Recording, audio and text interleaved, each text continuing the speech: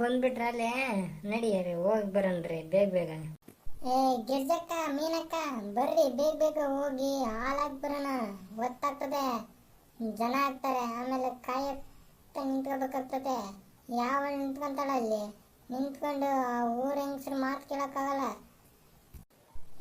ಹೌದು ಕಣೆ ಯಶೋದಕ್ಕ, ಈಗಿನ ಜನ ಕಂಡವ್ರ ಮನೆ ಮಾತಾಡೋದ್ರಲ್ಲೇ ಎತ್ತಿದ ಕೈ ನೋಡು ಅಲ್ಲ. ಸಾಕು ಬರ್ರಿ ಬರ್ರಿ ಹೋಗಿ ಬರೋಣ. ನಾನು ಬಂದು ನನ್ನ ಗಂಡ ಮಕ್ಕಳಿಗೆ ಉಣ್ಣಾಕಿಡ್ಬೇಕು. ಹಬ್ಬ ಅಂತ ಬೆಳಿಗ್ಗೆಯಿಂದ ಉಪವಾಸ ಕೆಡಿದ್ದೀನಿ ಮನೆಗೆ ಅವ್ರನ್ನ. ಹೌದು ಬಿಡ ಗಿರ್ಜಕ್ಕ, ನೀನು ಒಬ್ಬಳೆ ನೋಡು ಸಂಸಾರ ಕಟ್ಕೊಂಡಿರೋದು. ನಾವೆಲ್ಲ ದನ ಕರುಗಳನ್ನ ಕಟ್ಕೊಂಡಿದೀವಿ ಮನೆಗೆ. ಅನ್ನೋ ಥರ ಮಾತಾಡ್ತೀನಿ ನೀನು ಅಲ್ಲೇ.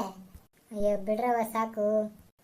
ಲೇ ಗಿರ್ಜಕ್ಕ, ಮೊನ್ನೆ ಕೆಳಗಲ ಮನೆ ನಾಗರಾಜಪ್ಪನ ಮಗಳು ಯಾರು ಹಿಂದೆ ಓಡೋದ್ಲಂತೆ, ಹೌದೇನೆ? ಈಗಿನ ಜನನ ನಂಬಂಗೇ ಇಲ್ಲ. ಯಾರು ಯಾವಾಗ ಏನು ಮಾಡ್ತಾರೆ ಅಂತ ಹೊಸಿನ ತಿಳಿವಲ್ದು ನೋಡಕ್ಕ. ಹೌದು ನೋಡೇ ಗಿರ್ಜಕ್ಕ, ನೀನು ಗ್ರಾಮ ಪಂಚಾಯತಿ ಮೆಂಬರ್ ಅಲ್ಲ, ಅದಕ್ಕೆ ಊರಿನ ಸುದ್ದಿ ಎಲ್ಲ ಗೊತ್ತಾಗ್ಬೇಕು ನಿಂಗೆ ಅಂತೀನಿ. ಹಂಗೇನಿಲ್ಲ ಯಶೋದಕ್ಕ, ಸುಮ್ಮನೆ ಅಂದೆ ನಾನು.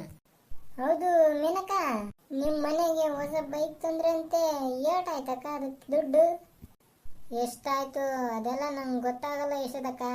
ನಿಮ್ಮ ಅಣ್ಣನಿಂದ ಹತ್ತಿ ಕುತ್ಕೊಂಡು ಹೋಗೋದೇ ಅಷ್ಟೇ ನೋಡಿ ನಮ್ಮ ಕೆಲಸ. ಓ ಹೌದು ಬಿಡಕ್ಕ.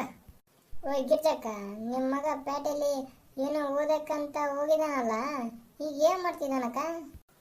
ಯಶೋದಕ್ಕ, ನನ್ನ ದೊಡ್ಡ ಮಗನು ಮತ್ತೆ ಮೀನಕ್ಕನ ಸಣ್ಣ ಮಗನು ಅದು ಯಾವುದೋ ಒಂದೇ ಕಾಲೇಜಿಗೆ ಸೇರ್ಕೊಂಡವ್ರಂತೆ. ಇಬ್ರು ಈಗ ಕೊನೆ ವರ್ಷದಾಗ ಓದ್ತಿದಾರಂತ ಕಣಕ. ಏನು ಓದ್ತಾರೋ ಏನು ಗತಿನೋ ಬಿಡವ.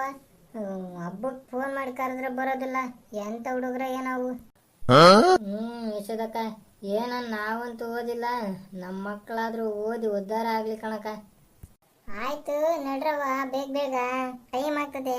ಹಾಲು ಹಾಕ್ಕೊಂಬರನ್ರಿ ಹೋಗಿ. ಇನ್ನು ಹಾಲು ಹಾಕ್ಕೊಂಬಂದು ಉಂಡೆ ಉಣ್ಬೇಕು ಮನೆಗೆ. ನಡೀರಿ ಹೋಗಣ್ರಿ.